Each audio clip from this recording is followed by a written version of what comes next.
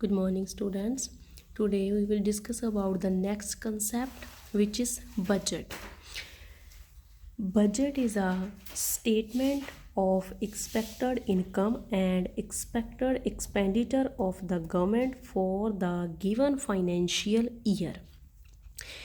Budget ਕੀ ਹੈ?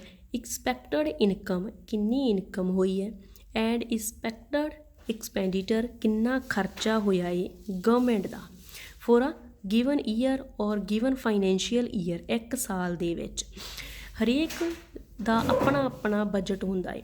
ਜਿਵੇਂ ਆਪਾਂ ਕਹਿ ਲੈਂਦੇ ਵੀ ਆਪਣੇ ਘਰ ਦਾ ਵੀ ਬਜਟ ਹੁੰਦਾ ਹੈ। ਜਿੱਦਾਂ ਆਪਾਂ ਦੇਖਦੇ ਹਾਂ ਵੀ ਆਪਾਂ ਮੰਨ ਲਓ ਵੀ ਪੂਰੇ ਇੱਕ ਮੰਥ ਦੀ ਪੇ ਹੈ ਜਿਹੜੀ ਕਿਸੇ ਫੈਮਿਲੀ ਦੀ 10,000 ਹੈ, ਠੀਕ ਹੈ। 10,000 ਪੇ ਹੋ ਗਈ, ਉਸ 'ਚੋਂ ਆਪਾਂ ਬਜਟ ਬਣਿਆ ਹੁੰਦਾ ਆਪਣਾ ਵੀ ਇਨਕਮ ਆਪਾਂ ਨੂੰ ਇੰਨੀ ਆਉਂਦੀ ਹੈ ਅਤੇ ਐਕਸਪੈਂਡੀਚਰ ਆਪਾਂ ਕਿੰਨਾ ਕਰਨਾ ਅਤੇ ਕਿੱਥੇ ਕਿੱਥੇ ਕਰਨਾ ਹੈ।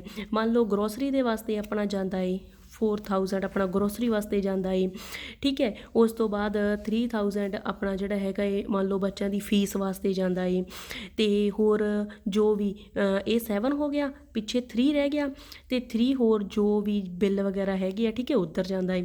ਜਾਂ ਮੰਨ ਲਓ ਵੀ ਥੋੜ੍ਹਾ ਬਿੱਲ ਵਿੱਚ ਜਾਂਦਾ, ਬਾਕੀ ਕੁਛ ਹੋ ਸਕਦਾ ਹੈ ਵੀ 1,000 2,000 ਸੇਵਿੰਗ ਵੀ ਹੁੰਦੀ ਹੋਵੇ। ਇਹਨੂੰ ਅਸੀਂ ਕਹਿੰਦੇ ਹਾਂ ਬਜਟ। ਐਕਸਪੈਕਟਡ ਇਨਕਮ ਅਤੇ ਐਕਸਪੈਕਟਡ ਐਕਸਪੈਂਡੀਚਰ ਜੋ ਵੀ ਹੈਗਾ ਏ ਘਰ ਦਾ ਕਿਸੇ ਦਾ ਵੀ ਹੋਵੇ ਬੇਸ਼ੱਕ, ਉਹਨੂੰ ਆਪਾਂ ਬਜਟ ਕਹਿੰਦੇ ਹਾਂ, ਦੋਹਾਂ ਦਾ ਮੇਲ ਜੋਲ, ਠੀਕ ਹੈ। ਜੇ ਹੁਣ ਐਕਸਪੈਂਡੀਚਰ ਜ਼ਿਆਦਾ ਹੋਵੇ ਅਤੇ ਖਰਚ ਇਨਕਮ ਘੱਟ ਹੈ, ਹੁਣ ਇਨਕਮ 10,000 ਸੀ, ਮੰਨ ਲਓ ਇੱਕ ਮੰਥ ਦੇ ਵਿੱਚ ਜੇ ਆਪਣੇ ਕੋਲ ਇਨਕਮ ਜਿਹੜੀ ਹੈਗੀ ਆ 10,000 ਹੈ ਅਤੇ ਜੋ ਐਕਸਪੈਂਡੀਚਰ ਸੀ ਖਰਚਾ ਸੀ ਜਿਹੜਾ ਉਹ 12,000 ਤੱਕ ਪਹੁੰਚ ਗਿਆ, ਤਾਂ ਇਹ ਕੀ ਹੈ? ਇਹ ਇੰਬੈਲੈਂਸ ਹੋ ਜਾਂਦਾ ਹੈ, ਠੀਕ ਹੈ।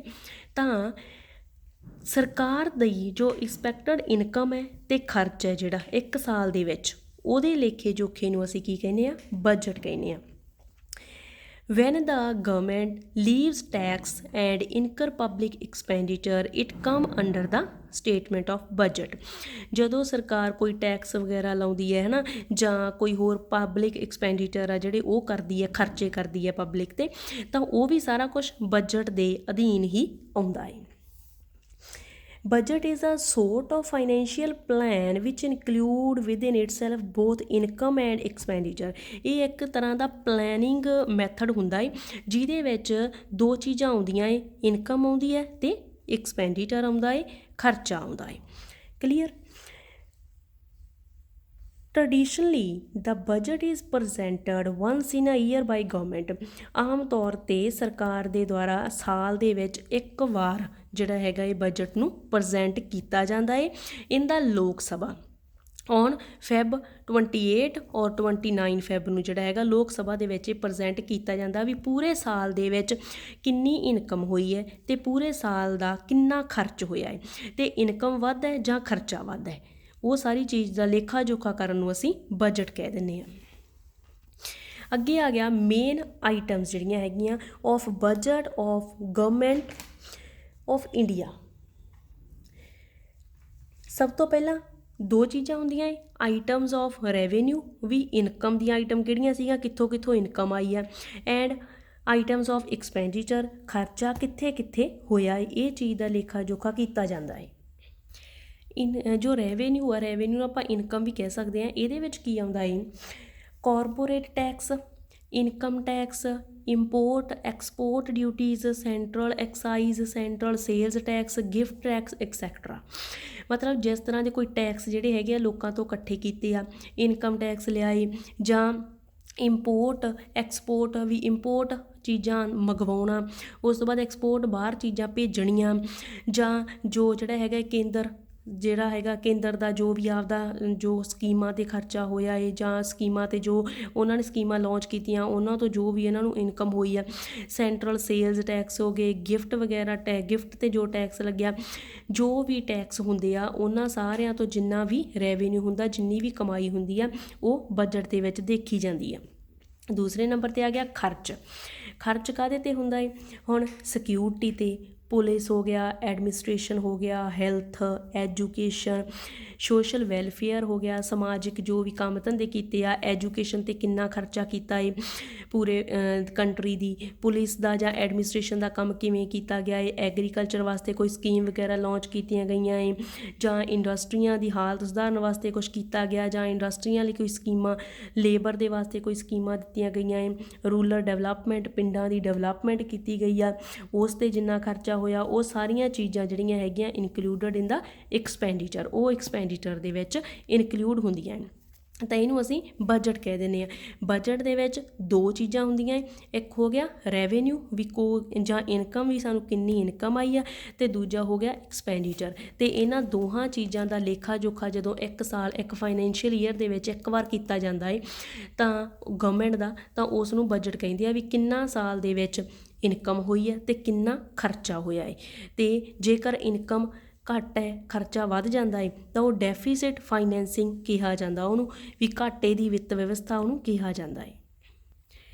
ਨੈਕਸਟ ਆਪਣਾ ਕੰਸੈਪਟ ਹੈ ਡੈਫੀਸਿਟ ਫਾਈਨੈਂਸਿੰਗ। ਇਹਨੂੰ ਕਹਿੰਦੇ ਘਾਟੇ ਦੀ ਵਿੱਤ ਵਿਵਸਥਾ। ਡੈਫੀਸਿਟ ਮਤਲਬ ਹੁੰਦਾ ਘਾਟਾ ਪੈਣਾ, ਠੀਕ ਹੈ। ਇਹਦੇ ਵਿੱਚ ਕੀ ਹੈ, deficit financing is the method by which government meet the budgetary deficit by taking loan from the central bank, ਠੀਕ ਹੈ। ਇਹ ਉਸ ਤਰ੍ਹਾਂ ਦੀ ਕੰਡੀਸ਼ਨ ਹੁੰਦੀ ਹੈ ਜਦੋਂ ਗਵਰਨਮੈਂਟ ਕੀ ਕਰਦੀ ਆ, ਆਪਦਾ ਜੋ ਬਜਟਰੀ ਡੈਫੀਸਿਟ ਹੈ, ਜੋ ਵੀ ਘਾਟੇ ਦੀ ਵਿਵਸਥਾ ਹੋ ਚੁੱਕੀ ਆ, ਕ੍ਰੀਏਟ ਹੋ ਚੁੱਕਿਆ ਹੈ ਡੈਫੀਸਿਟ, ਉਹਨੂੰ ਸਹੀ ਕਰਨ ਦੇ ਵਾਸਤੇ ਲੋਨ ਲੈਂਦੀ ਹੈ ਸੈਂਟਰਲ ਬੈਂਕ ਤੋਂ, ਤਾਂ ਉਹਨੂੰ ਅਸੀਂ ਕਹਿ ਦਿੰਦੇ ਹਾਂ ਡੈਫੀਸਿਟ ਫਾਈਨੈਂਸਿੰਗ। ਫਾਈਨੈਂਸਿੰਗ ਨੂੰ ਠੀਕ ਕਰਨ ਦੇ ਵਾਸਤੇ, ਜੋ ਡੈਫੀਸਿਟ ਕ੍ਰੀਏਟ ਹੋਇਆ ਉਸ ਨੂੰ ਠੀਕ ਕਰਨ ਦੇ ਵਾਸਤੇ ਜੋ ਸੈਂਟਰਲ ਬੈਂਕ ਤੋਂ ਲੋਨ ਵਗੈਰਾ ਲੈਣੇ ਆ, ਉਹਨੂੰ ਡੈਫੀਸਿਟ ਫਾਈਨੈਂਸਿੰਗ ਕਹਿੰਦੇ ਆ। ਬਜਟ ਕੀ ਸੀ, ਜਿੱਦਾਂ ਆਪਾਂ ਪੜ੍ਹਿਆ ਸੀ ਇਨਕਮ ਅਤੇ ਐਕਸਪੈਂਡੀਚਰ। ਹੁਣ ਐਕਸਪੈਂਡੀਚਰ ਜੇ ਵੱਧ ਗਿਆ ਅਤੇ ਇਨਕਮ ਘੱਟ ਹੋਈ ਸੀ ਅਤੇ ਐਕਸਪੈਂਡੀਚਰ ਜ਼ਿਆਦਾ ਹੋਇਆ ਇੱਕ ਸਾਲ ਦੇ ਵਿੱਚ, ਤਾਂ ਉਦੋਂ ਕੀ ਕ੍ਰੀਏਟ ਹੋਊਗਾ, ਉਦੋਂ ਡੈਫੀਸਿਟ ਫਾਈਨੈਂਸਿੰਗ ਕ੍ਰੀਏਟ ਹੋਊਗੀ, ਘਾਟੇ ਦੀ ਵਿਵਸਥਾ ਕ੍ਰੀਏਟ ਹੋ ਸਕਦੀ ਹੈ। ਜਿਸ ਤਰ੍ਹਾਂ ਡਾਕਟਰ VKRV ਰਾਓ ਨੇ ਕਿਹਾ, ਇਹਦੀ ਡੈਫੀਨੇਸ਼ਨ ਦਿੱਤੀ ਆ ਵੀ the financing is the deliberated created gap between public revenue and public expenditure. ਇਹ ਕਹਿੰਦੀ ਇੱਕ ਗੈਪ ਪੈਦਾ ਹੋ ਜਾਂਦਾ ਹੈ, ਡੈਫੀਸਿਟ ਜੋ ਕੰਡੀਸ਼ਨ ਹੈ ਉਹ ਗੈਪ ਕ੍ਰੀਏਟ ਹੋ ਜਾਂਦਾ ਹੈ ਪਬਲਿਕ ਰੈਵਨਿਊ ਦੇ ਵਿੱਚ ਅਤੇ ਪਬਲਿਕ ਐਕਸਪੈਂਡੀਚਰ ਦੇ ਵਿੱਚ, ਮਤਲਬ ਦੋਨਾਂ ਦਾ ਬੈਲੈਂਸ ਨਹੀਂ ਹੁੰਦਾ, ਰੈਵਨਿਊ ਘੱਟ ਜਾਂਦਾ ਹੈ ਅਤੇ ਐਕਸਪੈਂਡੀਚਰ ਵੱਧ ਜਾਂਦਾ ਹੈ। There are 3 important techniques through which the government may finance its budgetary deficit। ਇੱਥੇ 3 ਤਰ੍ਹਾਂ ਦੀਆਂ ਜਿਹੜੀਆਂ ਹੈਗੀਆਂ ਮੁੱਖ ਜਿਹੜੀਆਂ ਵੇ ਹੁੰਦੇ ਆ, ਮੈਥਡ ਹੁੰਦੇ ਆ, ਜਿਹਦੇ ਨਾਲ ਸਰਕਾਰ ਆਪਦਾ ਜੋ ਬਜਟ ਵਿੱਚ ਡੈਫੀਸਿਟ ਕ੍ਰੀਏਟ ਹੋਇਆ ਹੈ ਉਸ ਨੂੰ ਠੀਕ ਕਰ ਸਕਦੀ ਆ। ਜਿਵੇਂ ਬੋਰੋਇੰਗ ਫਰੋਮ ਦਾ ਸੈਂਟਰਲ ਬੈਂਕ, ਬੋਰੋਇੰਗ ਉਧਾਰ ਲੈਣਾ ਸੈਂਟਰਲ ਬੈਂਕ ਤੋਂ। ਸੈਂਟਰਲ ਬੈਂਕ ਕਿਹੜਾ ਹੈ, ਮਤਲਬ RBI ਤੋਂ ਬੋਰੋ ਕਰ ਲੈਣਾ, ਉਧਾਰ ਲੈ ਲੈਣਾ, ਠੀਕ ਹੈ। The running down of accumulated cash balance, ਜੋ ਕੈਸ਼ ਬੈਲੈਂਸ ਇਹਨਾਂ ਨੇ ਜਿਹੜਾ ਹੈਗਾ ਵੀ ਕਿਸੇ ਪਾਸਿਓਂ ਵੀ ਆਇਆ ਹੈ ਤਾਂ ਉਹਨੂੰ ਵੀ ਉਸੇ ਤਰ੍ਹਾਂ ਦੇ ਨਾਲ ਮੁੜ ਕੇ ਉਸ ਨੂੰ ਆਪਦੇ ਜੋ ਡੈਫੀਸਿਟ ਹੈ ਕ੍ਰੀਏਟ ਹੋਇਆ ਉਸ ਨੂੰ ਖ਼ਤਮ ਕਰਨ ਦੇ ਵਿੱਚ, ਉਸ ਨੂੰ ਠੀਕ ਕਰਨ ਦੇ ਵਿੱਚ ਇਕੱਠਾ ਹੋਇਆ ਜਿਹੜਾ ਕੈਸ਼ ਬੈਲੈਂਸ ਆ ਉਹਨੂੰ ਜਿਹੜਾ ਹੈਗਾ ਯੂਜ਼ ਕਰਨਾ। ਅੱਗੇ ਤੀਸਰਾ ਹੈਗਾ ਇਹ ਦਾ ਗਵਰਨਮੈਂਟ ਮੇ ਇਸ਼ੂ ਨਿਊ ਕਰੰਸੀ। ਹੁਣ ਗਵਰਨਮੈਂਟ RBI ਨੂੰ ਇਹ ਵੀ ਕਹਿ ਸਕਦੀ ਹੈ ਕਿ ਤੁਸੀਂ ਨਵੀਂ ਕਰੰਸੀ ਜਿਹੜੀ ਹੈਗੀ ਆ ਉਹ ਇਸ਼ੂ ਕਰੋ ਤਾਂ ਜੋ ਅਸੀਂ ਆਪਦਾ ਜੋ ਡੈਫੀਸਿਟ ਆ ਉਹਨੂੰ ਠੀਕ ਕਰ ਸਕੀਏ। ਬਟ ਇਹਦੇ ਨਾਲ ਕੀ ਹੁੰਦਾ ਹੈ, all these method lead to increase in supply of money. ਹੁਣ ਇਹ ਸਾਰੇ ਮੈਥਡ ਨਾਲ ਕੀ ਹੁੰਦਾ ਹੈ, ਸਪਲਾਈ ਆਫ ਮਨੀ ਦੇ ਵਿੱਚ ਇਨਕਰੀਜ਼ ਹੋ ਜਾਂਦਾ ਹੈ, ਠੀਕ ਹੈ।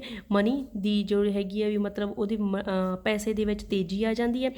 Normally cause price to rise, ਅਤੇ ਜਿਹਦੇ ਨਾਲ ਪ੍ਰਾਈਸ ਵੱਧ ਜਾਂਦੇ ਆ ਅਤੇ ਪੈਸੇ ਦੀ ਵੈਲਿਊ ਹੈ ਜਿਹੜੀ ਉਹ ਘੱਟ ਜਾਂਦੀ ਹੈ। ਅਤੇ ਇਸ ਤਰੀਕੇ ਦੇ ਕਰਕੇ ਕੀ ਹੁੰਦਾ ਹੈ ਫਿਰ, ਇਨਫਲੇਸ਼ਨ ਆਪਾਂ ਪੜ੍ਹਿਆ ਸੀਗਾ, ਕੌਨਸਟੈਂਟ ਰਾਈਸ ਇਨ ਪ੍ਰਾਈਸ, ਜਦੋਂ ਕੀਮਤਾਂ ਦੇ ਵਿੱਚ ਲਗਾਤਾਰ ਵਾਧਾ ਹੋ ਜੇ ਅਤੇ value of money is falling, ਪੈਸੇ ਦੀ ਕੀਮਤ ਘੱਟ ਜੇ ਤਾਂ ਉਦੋਂ ਇਨਫਲੇਸ਼ਨ ਹੁੰਦੀ ਹੈ। ਇਸ ਤਰੀਕੇ ਦੇ ਨਾਲ ਜਿਹੜਾ ਹੈਗਾ ਇਹ ਜੇਕਰ RBI ਨਵੇਂ ਨੋਟ ਜਾਂ ਨਵੀਂ ਕਰੰਸੀ ਹੈ ਜਿਹੜੀ ਇਸ਼ੂ ਕਰੂਗੀ ਤਾਂ ਉਹਦੇ ਨਾਲ ਇਨਫਲੇਸ਼ਨ ਦੀ ਪ੍ਰੋਬਲਮ ਆ ਸਕਦੀ ਹੈ।